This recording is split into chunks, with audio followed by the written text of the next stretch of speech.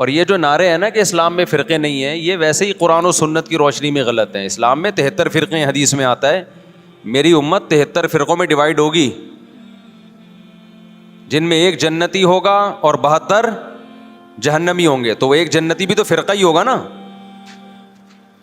جس نے عمل نہیں کرنا ہوتا نا، وہ یہ کہہ کے جان چھڑاتا ہے کہ میرا کوئی فرقہ نہیں ہے، تاکہ وہ بے پیندے کے لوٹے کی طرح لڑکتا رہے، کبھی ادھر کبھی ادھر، کیونکہ عمل تو کرنا نہیں ہے اس نے.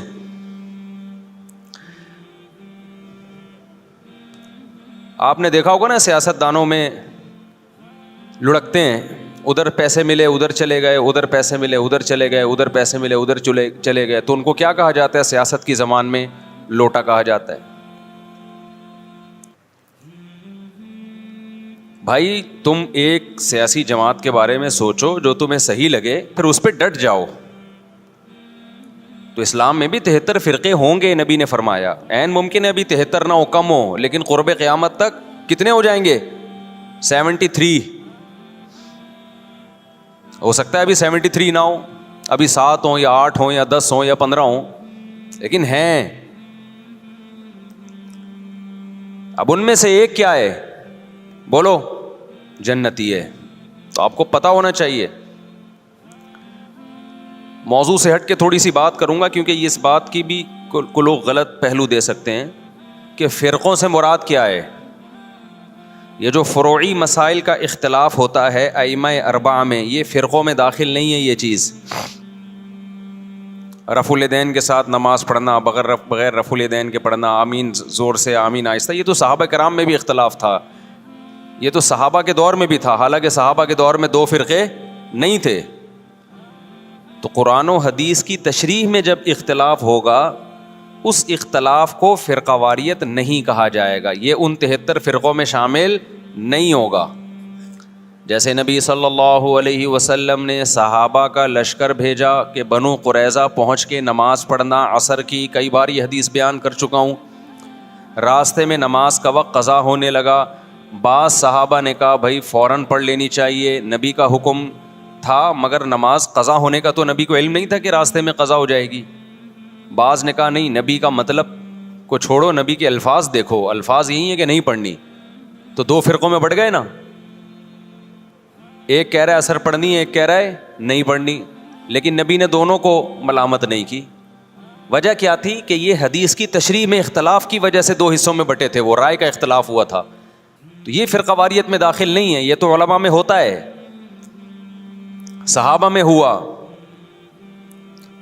اس میں تو جس مفتی کی بات پر زیادہ اعتماد ہوگا اس کے فتوے کو فالو کیا جائے گا اور دوسرے پہ طنز نہیں کیا جائے گا.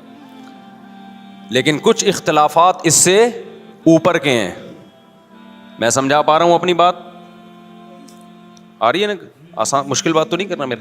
کچھ اختلافات اس سے اوپر کے ہیں. یہ حنفی، مالکی، شافعی، حنبلی اختلافات، یہ وہ اختلاف نہیں ہے جو 73 فرقوں والے ہیں. یہ تو سب ایک دوسرے کو برحق سمجھتے ہیں. ابھی آپ نے سنا ہوگا امام حرم نے خطبہ دیا، مسجد نبوی میں بھی مسجد حرام میں بھی. میں 4 ائمہ کا تذکرہ کیا، ابو حنیفہ، مالک، شافعی، احمد بن حنبل، ان کا کہ ان کے فالوورز جو اس خطبے کا میں مفہوم بیان کر رہا ہوں کہ ہم نے قرآن و سنت کو ان کی رہنمائی میں سمجھنا ہے. بہت اچھا خطبہ تھا، اس کا مفہوم میں خلاصہ پیش کر رہا ہوں.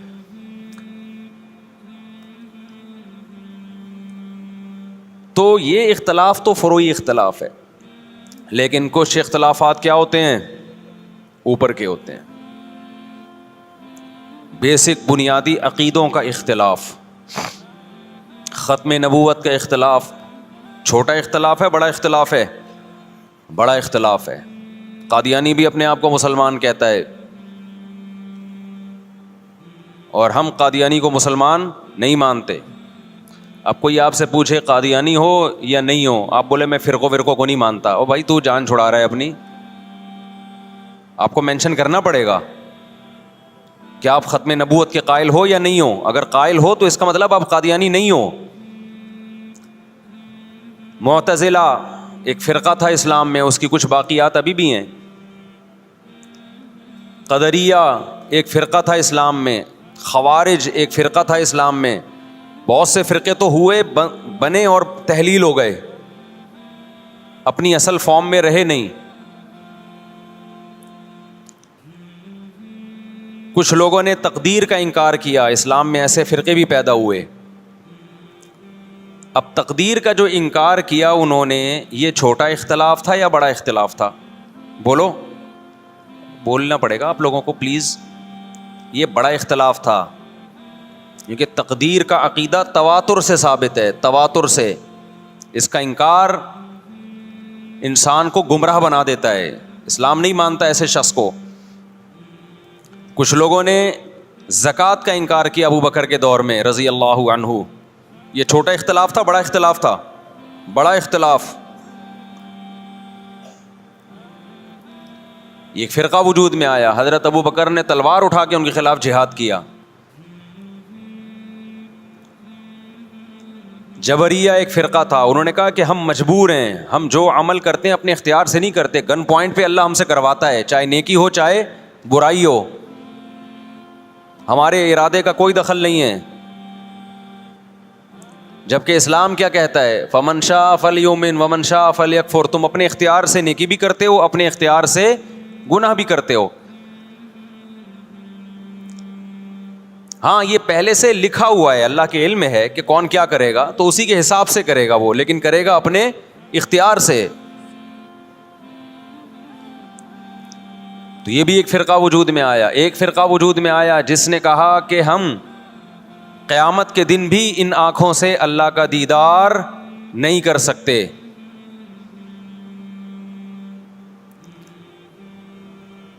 اہل سنت والجماعت کا عقیدہ ہے کہ مومنین کو قیامت کے دن انہی آنکھوں سے اللہ کا دیدار ہوگا. بہت ساری احادیث ہیں اس پر. تو جب اتنے سارے فرقے وجود میں آئے, یہ نبی کے دور میں نہیں تھے لیکن صحابہ کے دور میں پیدا ہونا شروع ہو گئے, پھر تابعین, اور اب تک بنتے چلے جا رہے ہیں. اور جو شخص اٹھ کے بات کرتا ہے کہ میں فرقہ واریت کو ختم کرنے کے لیے آیا ہوں, میرا کوئی فرقہ نہیں ہے, تو سمجھ لو بغیر نام کے ایک نیا فرقہ وجود میں آ رہا ہے. کیونکہ جو اہل حق فرقہ ہے وہ تو ہمیشہ سے ہے, آپ کو اس کے اندر اپنے آپ کو شامل کرنا پڑے گا. نئی چیز مارکیٹ میں لاؤ گے تو حدیث میں آتا ہے میری امت گمراہی پہ جمع نہیں ہو سکتی. آپ جب نیا فرقہ لانچ کر رہے ہیں اور تمام فرقوں کو غلط قرار دے رہے ہیں, تو آپ بزبان حال یہ کہہ رہے ہیں کہ پوری امت گمراہی پہ جمع ہو گئی تھی. جبکہ نبی نے فرمایا ایک ہمیشہ کیا رہے گا, ہر دور میں ایک فرقہ برحق رہے گا, وہ جنتی, وہ ہمیشہ رہے گا, وہ کبھی ختم نہیں ہوگا. تو آپ کو چاہیے یہ تھا کہ جب آپ نئی چیز مارکیٹ میں لائے تو آپ کو کہنا چاہیے تھا میں صحیح والے فرقے کو فالو کر رہا ہوں جو یہ ہے, دلائل سے اس کو ثابت کرتے. جب آپ نے سب کو غلط قرار دے دیا تو اس کا مطلب آپ خود غلط ہیں, پھر آپ خود ایک نئی چیز لا رہے ہو مارکیٹ میں. اب یہاں سے آپ لوگ کی سمجھ میں آنا ختم. یہ بات سمجھا کے بھائی تھک گئے ہیں ہم یار, اب مان لو. تو فرقوں کی یہ جو باتیں کر رہے ہیں نا, زیادہ تر ہمارا کوئی فرقہ نہیں, کسی فرقے ٹوپی ڈرامہ ہے بھائی. تو کتنے سارے فرقے پیدا ہونا شروع ہو گئے. خوارج پیدا ہوئے جنہوں نے حضرت عثمان کو قتل کر دیا. خوارج کیا تھے کہ امیر کی اطاعت نہ کرنا اور باتیں یہ کرنا کہ ہم سسٹم تبدیل کرنا چاہتے ہیں, ہم برائی کو برداشت نہیں کر سکتے, ہم غلط چیز کو برداشت نہیں کر سکتے. تو حضرت عثمان پہ انہوں نے اعتراضات کرنا شروع کیا, آپ کا یہ کام غلط, یہ کام غلط. جو مخلص صحابہ تھے انہوں نے اگر حضرت عثمان سے اختلاف کیا ادب کے دائرے میں, مشہور حدیث ہے حضرت زید بن حارثہ رضی اللہ عنہ سے لوگوں نے کہا کہ حضرت عثمان کی بعض پالیسیوں پہ ہمیں اعتراض ہے, آپ ان کو نصیحت کیوں نہیں کرتے؟ تو انہوں نے کہا میں تمہارے سامنے تھوڑی نصیحت کروں گا, وہ امیر ہیں, میں نے اگر ان کو سمجھانا ہوگا عزت کے ساتھ بند کمرے میں ان سے بات کروں گا, تمہیں خوش کرنے کے لیے تھوڑی کروں گا میں. تو یہ وہ لوگ تھے کہ جن کو امیر سے اگر اتفاق ہوتا, امیر سے اگر کسی بات پہ اختلاف ہوتا تو یہ شورش برپا نہیں کرتے, فتنہ نہیں پھیلاتے. اور جو فتنہ پرست ہوتے ہیں وہ لوگوں میں جا کے حکومت کے خلاف بغاوت کی ترغیبیں دے رہے ہوتے ہیں, اٹھو تلوار سے ان کو سیدھا کرو. تو تلوار تو نہیں چلتی, اس تلوار سے فائدہ تو نہیں ہوتا. اس تلوار سے کیا ہوتا ہے, مسلمان آپس میں لڑ پڑتے ہیں, امن خراب ہوتا ہے. نبی صلی اللہ علیہ وسلم نے ارشاد فرمایا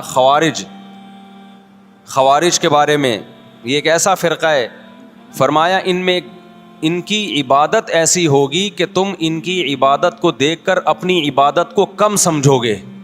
نیک اتنے ہوں گے دیکھنے میں. اور آپ صلی اللہ علیہ وسلم نے فرمایا ان کی تلوار ہمیشہ مسلمان کے خلاف اٹھے گی, بت پرست اور غیر مسلم ان سے محفوظ ہوں گے. آج دیکھ لو, بغاوت کے نام پہ, اسلامی ریاست کے تحریکوں کے نام پہ مسلم ملکوں کو ہی تباہ کیا جا رہا ہے, مسلمان کو ہی قتل کیا جا رہا ہے. یہ کہتے ہیں پاکستان میں سسٹم تبدیل کرو. سسٹم ہم بھی چاہتے ہیں تبدیل ہو پاکستان میں, لیکن آئین کے تحت, تمیز کے دائرے میں, تلوار چلا کے نہیں. کہتے ہیں نہیں ہم نے تلوار چلانی ہے, ہم نے الٹ دینا ہے. تو پھر جاؤ بھائی غیر مسلم ملک کو الٹو نا پہلے جا کے. وہاں پتہ ہے یہ تقریر کی بھی تو فوراً اندر ہو جائیں گے. سارا خون خرابہ مسلمان ملکوں میں ہی کرنا ہے تاکہ اور ہم کمزور ہو جائیں.